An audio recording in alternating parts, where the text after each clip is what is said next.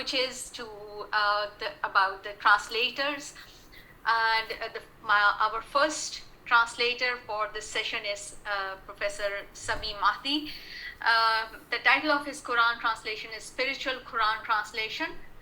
And Sami Mahdi is a Canadian Egyptian born in 1960, Muslim intellectual, author, public speaker, physician, graduated from Cairo University in 1986, and he holds a postgraduate degree in anesthesia and a postgraduate degree in clinical research. He worked in the medical field for 26 years in Egypt and Saudi Arabia. He has studied Arabic languages and Islam since childhood till now. He participated in Prince Naif bin Abdulaziz Prize competition in first and third sessions of Quranic studies. He is known for his translation of the Quran, Spiritual Quran Translation, and he has many books, publications all around the Holy Quran. And he can be reached at his website, Spiritual Quran Translation. And the presentation title is Jurisprudence Rulings on Translating the Quran. Over to you, Sami Mahdi, and I would appreciate if the speakers remain within the time limits. Thank you so much. Thank you. Assalamu alaikum wa rahmatullahi wa barakatuh. Brothers and sisters, members of the International Conference of Quran Translators, ladies and gentlemen of the audience, peace and mercy of Allah be upon you, and prayers and peace be upon our Prophet Muhammad sallallahu alaihi wasallam. May Allah bless him and grant him peace. Read is the first word revealed from the Quran, and it is the emblem of this conference, and it is the invitation to continue reading for more learning.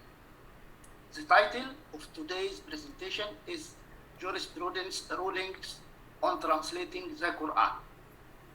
As all of us know, the rulings of fiqh are five: al-fard, imposition; al-haram, the forbidden; al-makruh, the disliked; al-mubah, the permissible; and al-mandub, or al-mustahab, or most liked.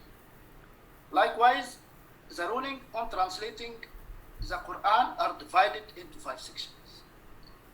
Al-fard, or al-imposition.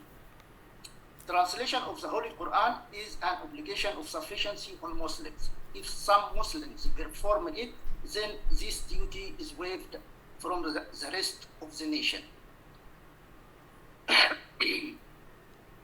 Fard kifaya, we call it in Arabic fard kifaya. Some translating enter into the section of haram. How?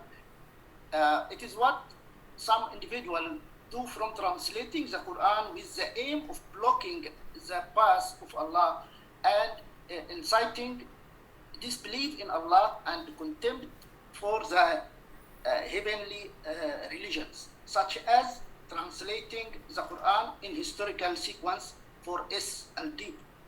And the issue here goes beyond the freedom of creativity to ridicule and attack the beliefs and the faith of the others.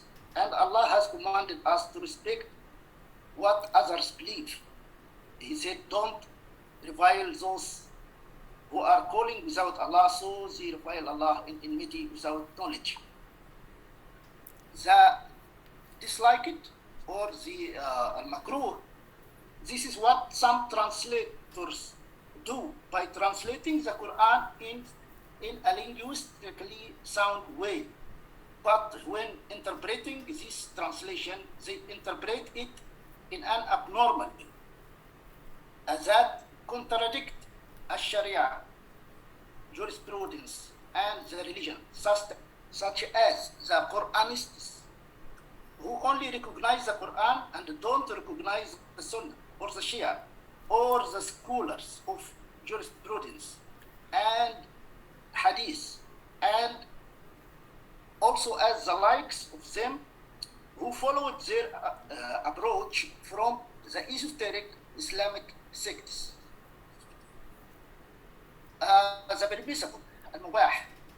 This is what all the translators do by using what is permitted in the translation. For example, it is permissible to use the word God to translate the word Allah.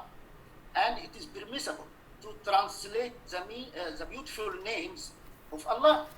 It is also permissible to adapt sentences and words to approach the intended meaning of the verse.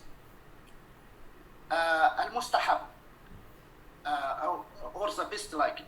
This is what we seek in this conference in terms of developing translation, perfecting it, and excelling in work in order to approximate the meaning associated with the linguistic miraculous of the Arabic language in which the Quran was revealed. Therefore, it is desirable that we agree on the following matters, whatever your translation that you are proud of. Number A, with regard to the names in Quran, especially the most beautiful names of Allah. And to Allah belong the most beautiful names, so call upon Him by them.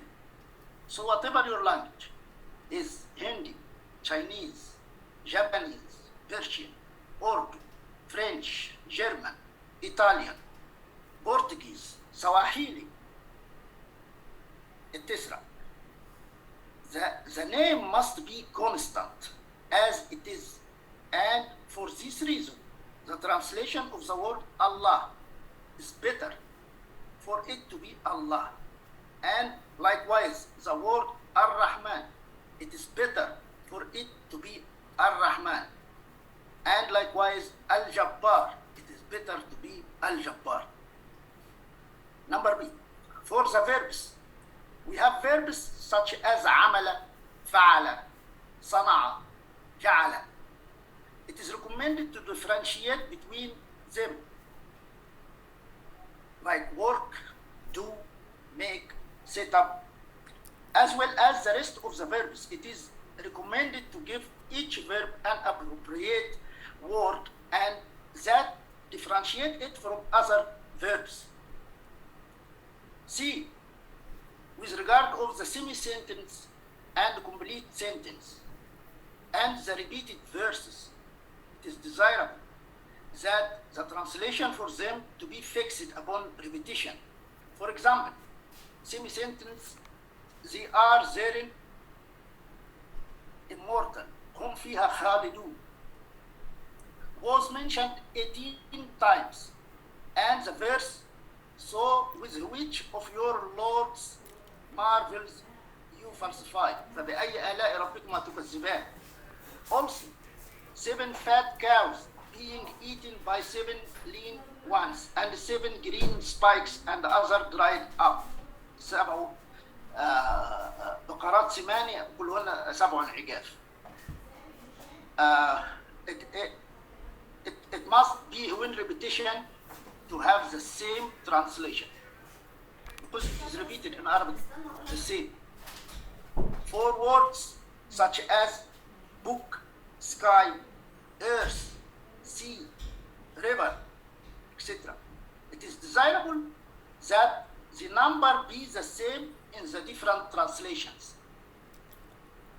Dear brothers and sisters, I hope that careful research will be focused on evaluating translations and classifying them according to their agreement or disagreement with the constants of faith, in order to protect our children from ignorance of the rules of the religion and its basic postulates. Our children can read any text and think this is the Quran. There must be someone said to them this is agree with the basic rule of faith or not. And I hope that my suggestion will be accepted by my colleagues and that they will be included in the recommendation of the conference for study and research. Peace and mercy and blessing of Allah be upon you. Wassalamu alaikum warahmatullahi wabarakatuh. Thank you so much, Professor Mahdi. I hope that you people are, jotting down your questions in the chat box. It will be an interesting question answer sessions, inshallah.